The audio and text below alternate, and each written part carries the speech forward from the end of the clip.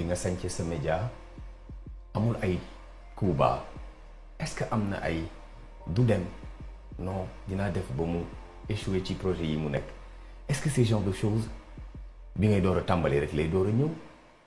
wala dafay continuer perpétuellement est-ce que au cours de ta carrière yooyu dafa doon feeñ bu fekkee feeñ na naka nga def ba teggi yooyu ndëgg saraf yëpp. Pape Sidi loolu doo ko toppatoo da ngay liggéey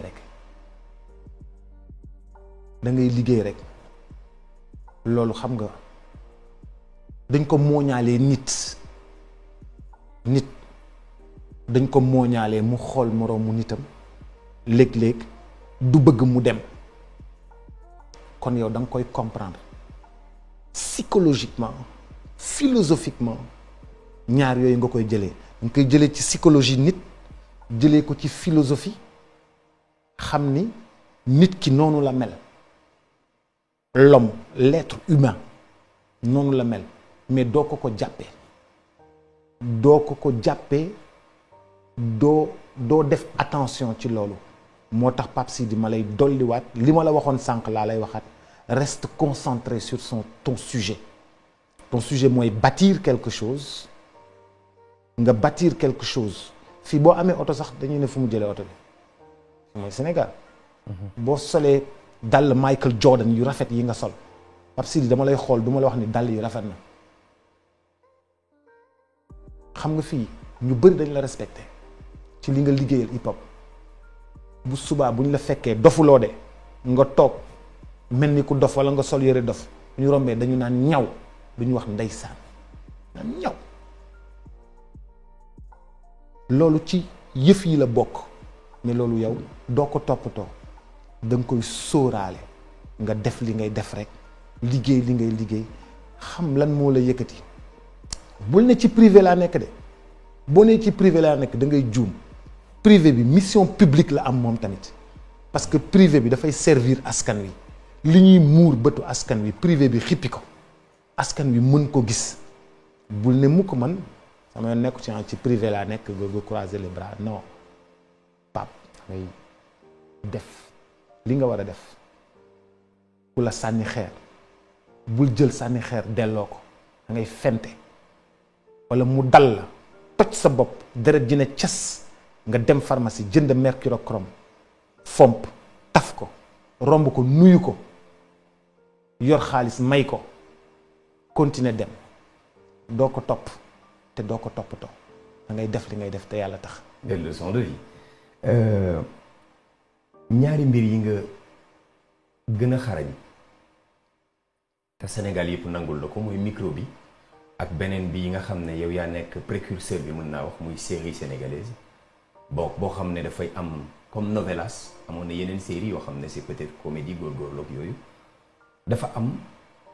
bu ci nekk lu ci nekk loo xam ne xëy na bëgg naa ci am sa impression bu personnel bi jiitu mooy animation surtout wàllu bi ngeen nekkee mbalax on ne comprend plus qui est animateur et qui est griot dafa mel ni mbir yooyu dafay jaxasoo est-ce que animateur rôle am mooy nekk ci rajo di taggaate ak ut lu mu am 2000 wala 1500 wala jaaral place ba ma jox la dara est-ce que loolu dina crédibiliser animateur ba ñu mën ko woo di ko dénk yenn grande cérémonie meek ci li koy yàqal lu bari lay loolu da cee bokk ndax ñun fi ñu jàngee la man bokk fi ma jàngee maa ngi jàngee ci keppaaru nit ku ñuy wax Mame Less Camara donc daf ñu wax xamal lan mooy suñu rôle xamal ñu lan mooy suñu place xamal ñu ci ban domaine la ñu war a wax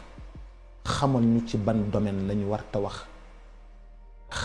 xamal ñu suñu ligne rouge boo xam ne waruñu ko dépasser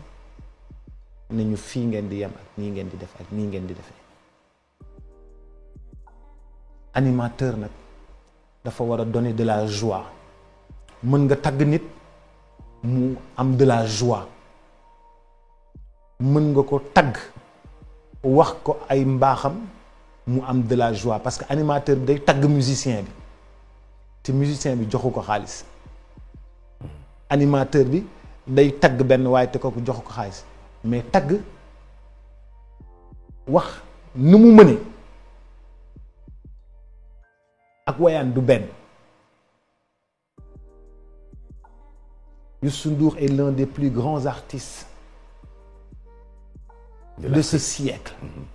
et du siècle dernier. Je dis ce qu'il est, mais je lui demande pas de l'argent. Amay dégg Omar Pène est l'idole de la jeunesse sénégalaise. Omar Pène est l'idole de plusieurs générations.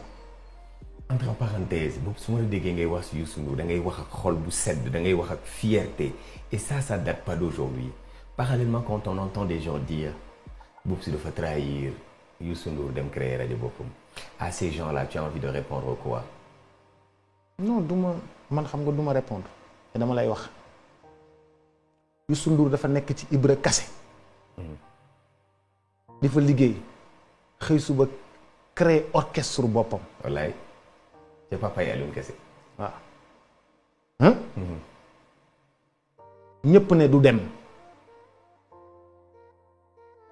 ñëpp ne du dem tey mooy numéro 1 tey mu dem mu def fi li mu fi def kon kooku fierté la Youssou Ndour bokkul ak lenn ci réew mi. defe naa ko am xel dégg na li nga wax. waaw jarut yeggali. waaw mais Ibra Kassé Youssou Ndour donc Boubacar koo gis mu yor boutique mbagg magasin nekk ca xol ba. Youssou Ndour man dama ko servir man woowu ma Youssou Ndour de pour ne ko dama bëgg a ñëw ci loolu ngay créer Youssou Ndour daf ma woo ne ma dama laa soxla ne ma lii ak lii ak lii ak lii te ma bëgg nga ñëw jàppale ma ne ko waaw dinaa ñëw jàppale la ba fii l'homme n'a que sa parole. nit amul lu dul kàddoom ma ne ko dinaa ñëw jàppale la moo ko waxee def naa ko jàppale naa ko ba fi ma yem ma teg sama projet bopp xam ni dama war a def tamit man tamit Youssou Ndour dafa liggéey ba am lu mu yoree njabootam jël ay rakam jël ay mbokkam jël ay compétences ñuy liggéey man dama am pour créer des emplois dama am pour ci sama tur ci sama motivation ma créer emploi boo xam ni Pape Sidi Fall da ci am salaire. ma créer emploi boo xam ni keneen ak keneen da ciy am salaire. J'en suis la preuve vivante. ñooñu ñëpp mën ci am lu ñu yóbbu seen kër su ma toogee foofu dinaa liggéey nekk ci sama confort dinaa fayeeku dinaa am lépp loolu waaye man waruma seet pour sama bopp rek